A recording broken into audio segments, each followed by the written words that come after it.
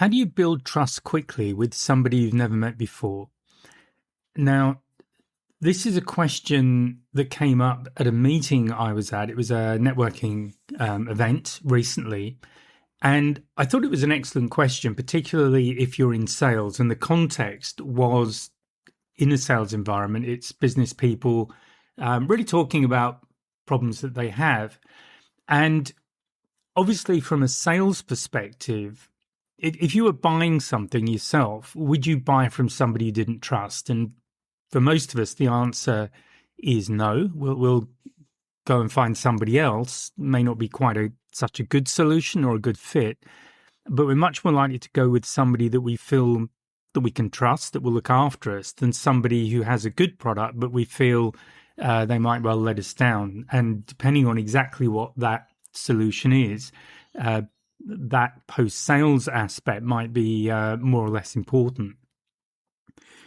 So that takes us back to how do you build trust quickly? And that's what I thought would make a good topic for this particular podcast.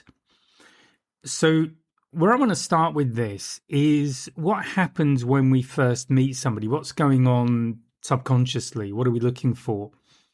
And really, there are two questions we're asking. One of them is that person like us?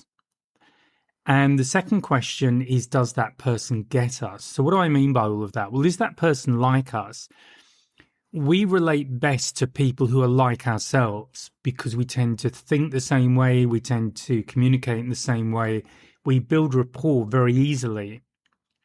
Whereas people who are different from us, it's much more difficult. And this is where we get problems with communication. This is where one person can be really offended or upset by something that another person has said. And the person who said it has no idea that they have done anything wrong at all or anything to upset the other person. And this is where a lot of problems, not only in sales, but in life, originate from. It's simple miscommunication. And it's because we have different communication styles. So that's something that I talk about when I look at DISC. When I teach sales, I use DISC a lot because I feel it's a very valuable model. There are only 4 types of people, so it's easy to remember. And of course, you can get an EDISC profile with me and all that kind of thing. And in fact, there is a sales communications toolkit that will be available or is already available on the website when you listen to this. So that's a short series of webinars I did last month. This has been recorded in July 2026. And that really highlights one aspect of this whole issue, because if you think about it, if we are not communicating in a way that accurately conveys our meaning, that means we can be misunderstood. And with misunderstanding, you can lose trust very quickly.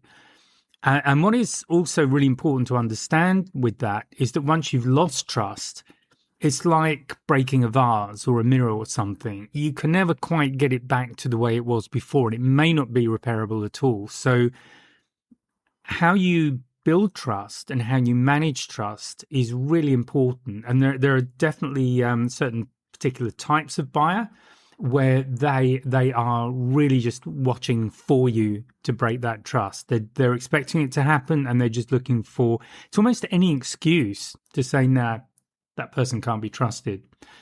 So that's what I mean by, are they like us? And then the other question is, do they get us? And simply what I mean by that is, do they understand us? Because we want to buy from people who understand what's happening, why we need a certain solution. They understand our concerns, our fears, anxieties, the kind of things that are likely to come up as objections later in the sales cycle. So those two things are really important to understand straight off the bat.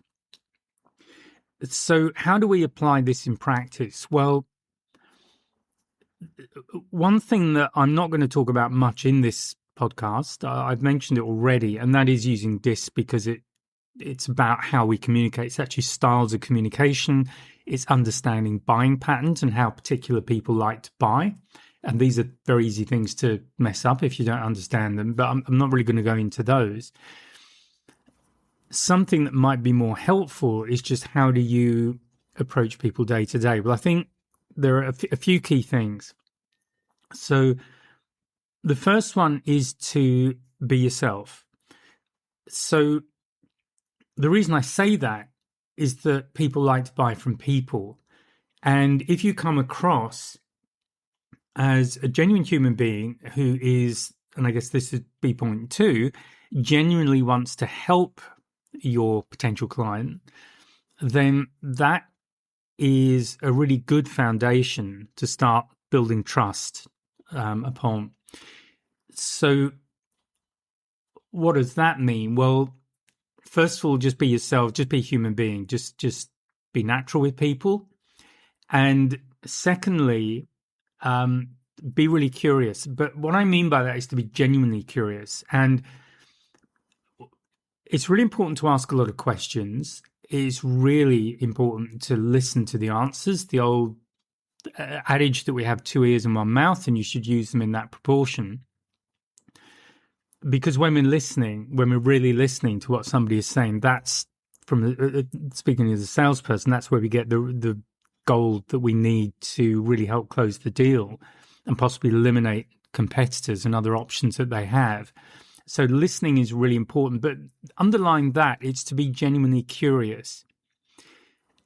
If you're genuinely curious, what are you doing? You're asking open questions, first of all, that allow that person to state what their problems are.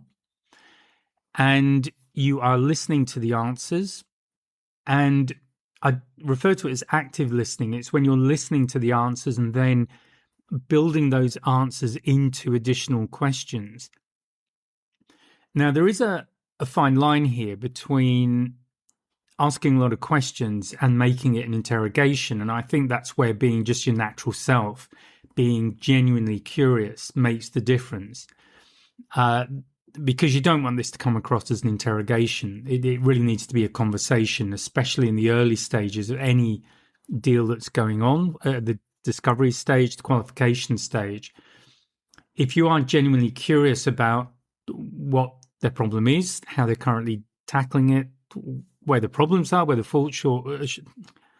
shortfalls are, and what they're looking for to correct all of that, that will really set you up in a good position. Because if you think about conversations you've had, I think most of us can tell when somebody isn't really that interested. They just are just saying things for form. They're just saying things because that's what they're expected to say. Whereas if someone is genuine, that has a completely different feel to it. And another thing that's really important, this is actually a different conversation I had the same day. I'm a big believer in sort of feeling with our body. So what I mean by that is that there's a lot of nonverbal communication goes on when we're talking with someone, and a lot of that non-verbal communication is about feeling. So we can feel, we don't necessarily know how to label it, but something won't feel right with somebody who's trying to, say, con us or manipulate us in some way. There's a feeling to it. In our gut, we feel that something's not right, and it's good to, in a lot of cases, go with that feeling. So if you're quite genuine, you won't create those emotional or those sort of alarm bells in the body that gets people back away from you when that happens. They're going to pull away emotionally. That flag comes up that this person maybe can't be trusted. As soon as there's a question mark about whether or not you can be trusted, you've got a problem, because that, particularly with certain buyers, that will very quickly change into this person can't be trusted and will just go somewhere else. And it is important to not undervalue that aspect of communicating with people, because it is really important. So I've given you a couple of things straight away. To ask good questions, be really clear about your discovery, and this is really another topic about exactly what those questions are, but you should have a good feel, I would hope, about what the questions are you need to have answers to in order to make a good assessment of how good a fit you are. And not only for that client, but also competitively, it's always a good idea to know if you're if you're ahead of the game, you're ahead of your at least known competitors, or if you're pretty much the same as. So it might be harder for the client to separate you out from the other people, or it may be that you can't deliver to them at all. You can't meet their need, and in that case, I've always been, and I always recommend people are totally upfront about that. So I have had situations where I have actually got a sale on something where we were definitely not the best fit, but the person buying understood where the shortcomings were, but they trusted me, and they would rather go with me with something that wasn't 100%, maybe 90% of what they wanted, rather than somebody who offered 100%, but they didn't feel comfortable with them. Now, again, I don't know what you're selling, so after sales might not be important to you, but for a lot of businesses, particularly after sales, is really important for a couple of reasons. One is that what you're selling, let's say a car, for example, what happens when that goes wrong? Do you then look after your clients, or do you just leave them to it? Because if you do that, they're not likely to come back. And this is one of the important reasons for looking after people after the sale, because you want them to come back, because that's business. It just walks in. You don't have to go out and find it again. And again, the most important or the most difficult part of any business is finding clients in the first place. So once you've got them, you want to really look after them, because then they'll come back and give you additional business directly, or they'll refer you. And often you can get referrals that you had no idea that these conversations were going on, and suddenly these really hot lead appears. So looking after people is really important, and that is definitely an important aspect of the trust that you build, because setting yourself up with really good relationships with clients means that you're likely to get that repeat business. If they move to another company, they're likely to get you in again if it's appropriate. And so this stuff is all very important. What else can you do? Well, another one I would definitely recommend is to always under-promise and over-deliver. So in other words, don't start committing to things that you know that you can't meet. Or if you do commit to something, make sure you stay on top of it and do everything in your power to make sure you meet that commitment. That is just, it's good ethics, it's good business practice. It is a great way to build up, a good following of clients who will stay with you. And if things go wrong, another important thing to do is to just get in touch with the client pretty much as soon as you know, just to let them know that things have gone wrong, or there's been a delay, or whatever it might be. Now, that kind of conversation is more difficult, simply because none of us like to have those conversations, and there's always that fear that it might blow the deal, or create other problems for us. But again, from a client perspective, if you were the client, would you rather know that there's likely to be a delay as soon as possible, or would you rather be in a situation where you don't find out until you hit the promised delivery date, and then all of a sudden it can't be made, and it may be days or weeks or whatever away? What does that do for you and the project that you're potentially running? If it's that kind of situation, it causes huge problems for you, and then that will really undermine the trust you have in that company. So the best thing is always to be upfront as soon as possible, because if you do have time to work with, it gives your client time to maybe reschedule things so that they can accommodate the change.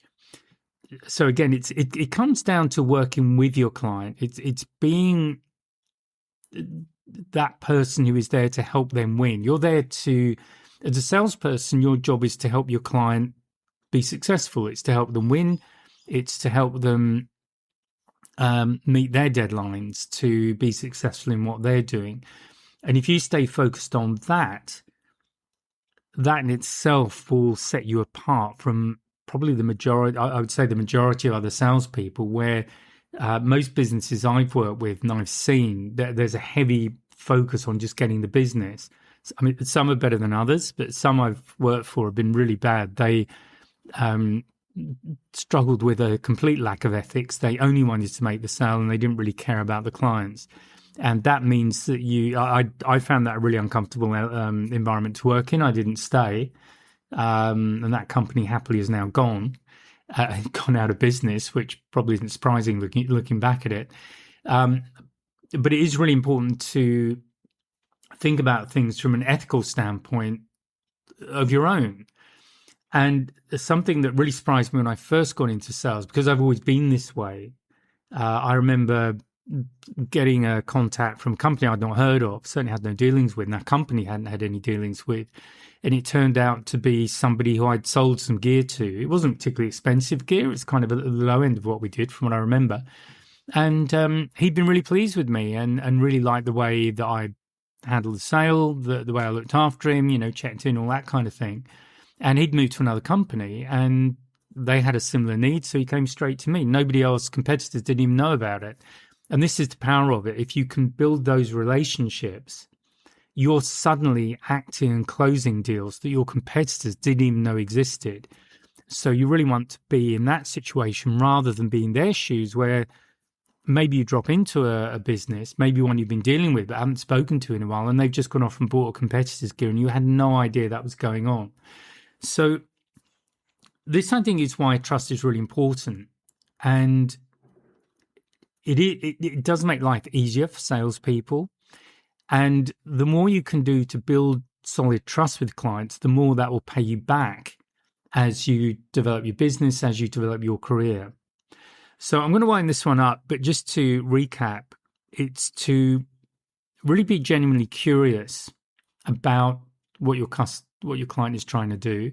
If you can do something like a DISC profile, because I found it really enlightening to suddenly see not only the way different people communicated, and there were mistakes I became very clear about very quickly, but it shows you how you can change how you're communicating with different types of people. And there's only 4, and you're going to be one of them anyway, so you've only got to change 3 of them.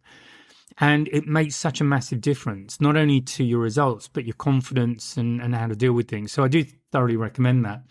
So be genuinely curious, be completely ethical, under-promise, over-deliver. Don't be afraid of giving clients bad news. Be there to work with the client. And if they feel you are working with them, that again is really going to help to build trust. So look, that's it from me on this one. Please like, subscribe. I think there's a hype if you're on YouTube. I don't know. I can't find it. Also, if there's anything you'd like me to talk about, please drop me a line. That'd be great because I do get this occasionally and it does. I'm really happy to pick up on those subjects and talk about them because the whole purpose of this podcast is to help you, maybe shine a light on an area that you're struggling with. So, please drop me a line at graham@salescraft.training. And please like and subscribe. That's really good as well. Please share. Is anybody else you know in sales who might benefit? Please let them know. And that's it from me. So I'll speak to you in the next podcast. Bye for now. Now, just before I go, how's your closing? So I know that a lot of salespeople struggle with knowing how to close effectively, and that's why I've put together a free PDF. It's called 7 Proven Closing Techniques that Boost Conversions by 30%. It's a free download. It's available on my website. All I need from you is an email address so I know where to send it, and it's yours. So just go to the website, www.salescraft.training, and you'll find it about halfway down the homepage. So please take a look at that, and good luck with your selling, and I will speak to you next time. Bye for now.